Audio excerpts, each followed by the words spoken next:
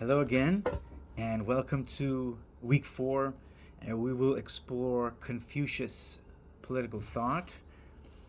The concepts that we will be studying and underscoring for this week is Confucius and good government and good leaders, the commonwealth, benevolence, the mandate of heaven, and the perfectibility of man. So these are the things that you will be tested on for this week in the midterm. So, Confucius thought. This is Chinese political thought. It has a very long history of thousands of years. And even though China is a communist state, many people still believe in the tradition of Confucius and Confucius political thought. There are concepts that we'll see repeated in the articles. The ones I mentioned are the most appropriate for the midterm, but the Confucius era is marked by this idea of the commonwealth. And what commonwealth means is all under the heaven. So, as a society, we belong under heaven, and the ideal commonwealth is one led by a benevolent king. So, on page 156, you see that quote that mutual confidence is fostered and good neighborliness cultivated through a virtuous and competent elected official, a person, not elected, excuse me, a virtuous and competent person to serve the public. So we need somebody who is virtuous, but somebody who is smart, somebody who understands how the world works and how to solve problems in a way that is good. So in Confucius political theory, if the government is not benevolent, if it's not good, then ultimately the country will suffer. So that's very similar to the medieval Abrahamic traditions week 2, in that there's a belief that a good king can create a good society. And so benevolence, according to Confucius, is this return to the observance of the rights through overcoming the self. And so, like the Abrahamic traditions, we have this idea that human nature is subject to evil. And we need a good, strong, and benevolent leader, a virtuous leader, and a leader who is competent to create the good life. And so in the paragraph in 158, the last one, it says the measures of benevolent government may vary from dynasty to dynasty, but the following policies remain more or less the same: minimizing punishment and taxation, making the people feel capable of feeding their families, building schools to educate the children, and reestablishing the well-field system and demarcating the lands. So you make sure that there is some sort of equitable system in place so that nobody feels like they're being left behind. But also stopping all invasion, usurpation, and unjust war. So what we're seeing is that a benevolent king, a benevolent ruler, can create a good society.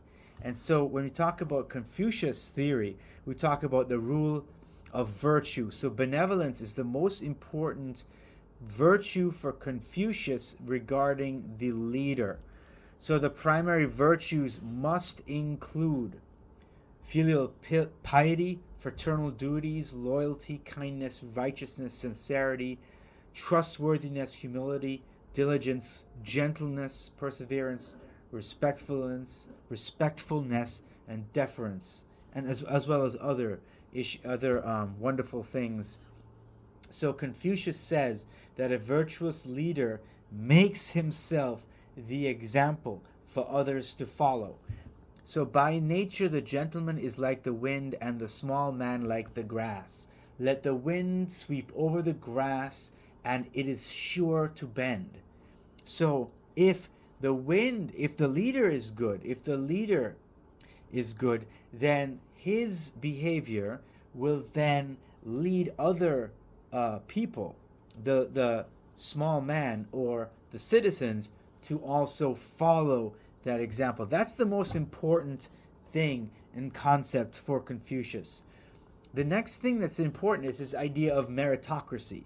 And meritocracy means only the best and brightest get to rule. So the most educated, the ones that undergo this test, and everyone has to take in those times in Confucius period, people used to take these exams, and these exams were really vigorous, and they tested you not just on like your math and science, but they also tested you if you had a good command of the classics, the Confucian classics. Because if you understood Confucius thought, then that would create virtuous and incorruptible officials. So that means we got to get rid of corruption.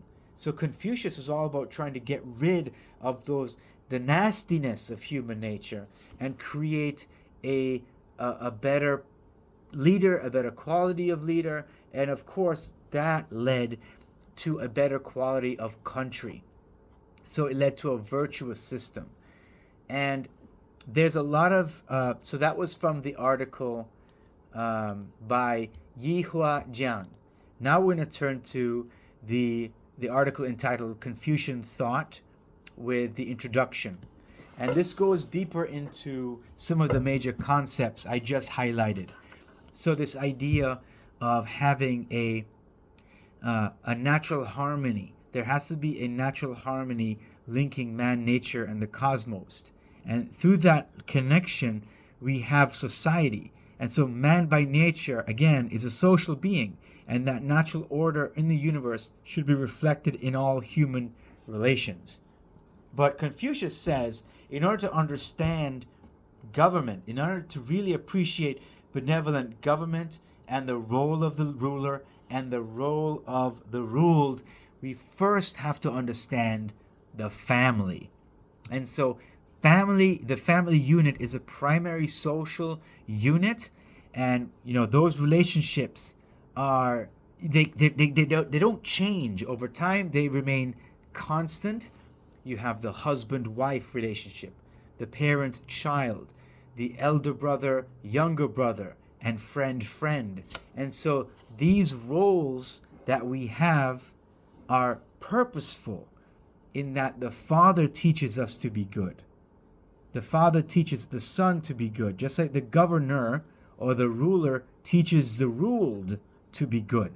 And we all have those roles, and those roles are clearly defined. Reciprocity must be, there is reciprocity. It's not just, father gets to rule the son. The son has to obey the father, but the father must provide food, clothing, shelter, and education. Right? The same thing goes with the wife and the husband, or the elder brother and the younger brother. The elder brother looks out for the younger brother, make sure that the younger brother doesn't go astray. And at the same time, the younger brother has to take guidance from the elder. And so these, in Confucian thought, it's these consensual relationships that create good people.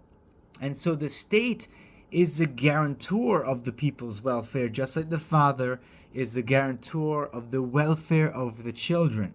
And this means that monarchy is the best way in which a country is set up, according to Confucius theory. And so a good ruler means, if in order to know a good ruler, you can see it.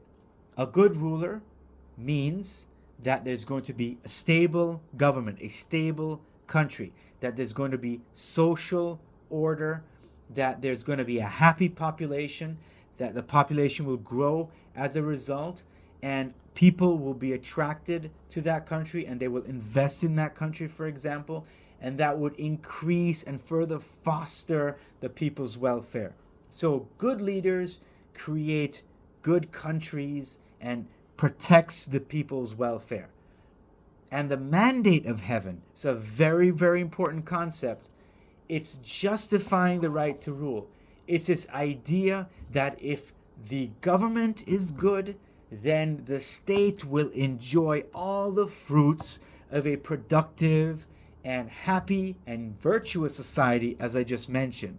So the mandate of heaven says, if the ruler is good, if the ruler is virtuous, then the people will be virtuous, and then the society will prosper.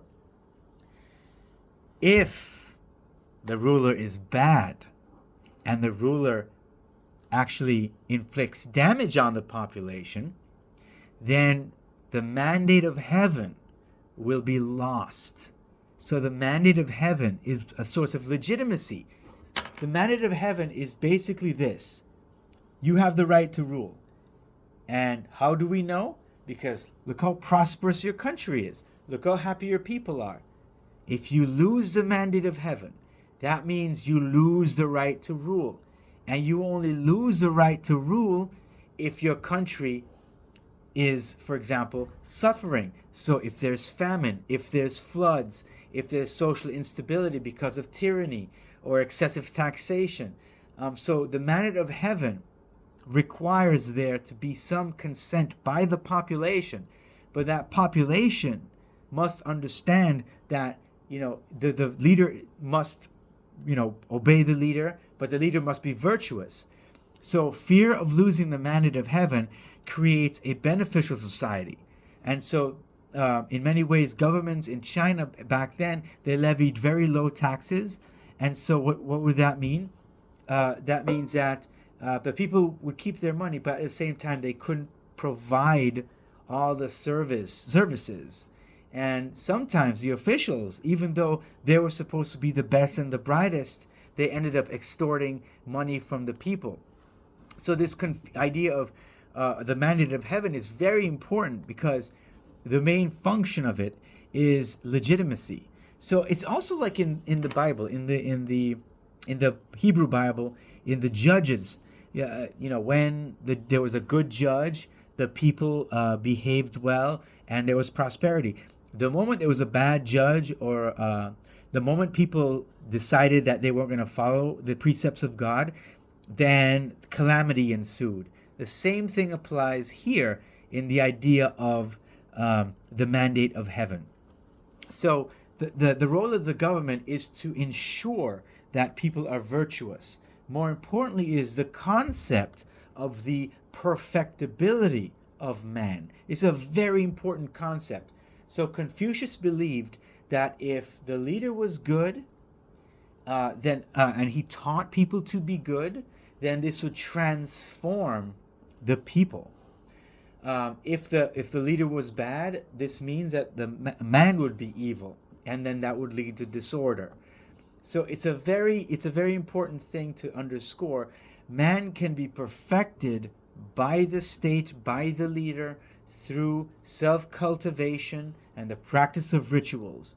It's very, very similar to the medieval Abrahamic traditions, week 2, in the sense of we have the rituals. Maimonides talked about the importance of rituals to enhance social cohesion, the centrality of education for Al-Farabi, and this idea that a good government, like Aquinas would say, a good leader can create good people.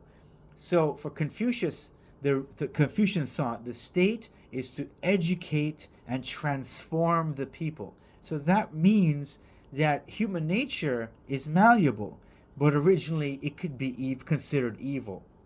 So Confucian political theory emphasized this idea that there was this relationship between the ruled and the ruler. And so the ruler had to be a moral example and had to rely on mediation. He had to acquire the consent of the people. He couldn't rely on coercion. This is very important. Confucian thought states that you can't rely on coercion. You must get the consent of the people. And to get the consent, you're going to have to make their lives good. You have that responsibility. And that's why merit-based bureaucracy was so important. All officials were supposed to be selected not just for their moral qualities, but because they were the smart ones. And primarily as a moral system, the classics of Confucian theory had to be mastered. And so here we have the essence of good government. The good government is meritocracy. It's one that allows people, the best and brightest, to govern. One expects that the corruption will be reduced, and that there was a benevolent leader, and that benevolent leader would help the community grow, and that would and the fruits of that will be seen in what was called the mandate of heaven. But if one was evil, if a leader was evil and they lost the mandate of heaven, then ultimately there would be complete destruction and disorder in that state. But the fundamental thing about a Confucius theory is this perfectibility of man. So all of that is to say that the state is very important, like the week 2 readings. So underscore the moral qualities of the leader and how that would create benevolence. And as you go through the sayings of Confucius on page 3 of the Confucius Thought document, do note, like for example, some of my favorites would be point 3. Confucius said, "You shall I teach you the way to acquire knowledge? To say that you know when you do know, and say that you do not know when you do not know. That is the way to acquire knowledge." It's always good to admit that you don't know something rather than pretend. There's nothing wrong with that. Just before I forget, the establishment of bureaucracy requires laws that are uniform. So weights and measures. This is important. Why? Because in order to have people trust one another, there's going to have to be weights and measures. So if you buy a pound of rice for $1, then you should expect to get a pound of rice, not half a pound, because the person cheated. And the government is supposed to act as a mechanism to ensure that all the rules are followed. So the centralized bureaucratic rule has a specific purpose, because again, human nature is something that is malleable, but sometimes it gravitates toward evil. And so be very, very wary of that.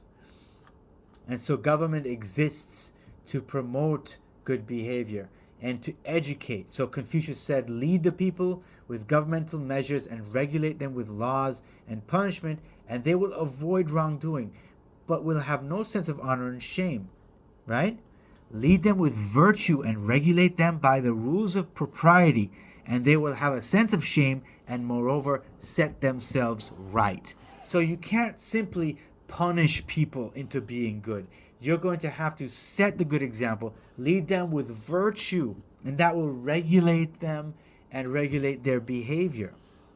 And again, he says, if a ruler sets himself right, he will be followed without his command. If he does not set himself right, even his commands will not be obeyed. So how can you expect people to obey your commands when you yourself don't? Right? And that's when we get to the Machiavelli part, we're going to see how that will change. But that's next week.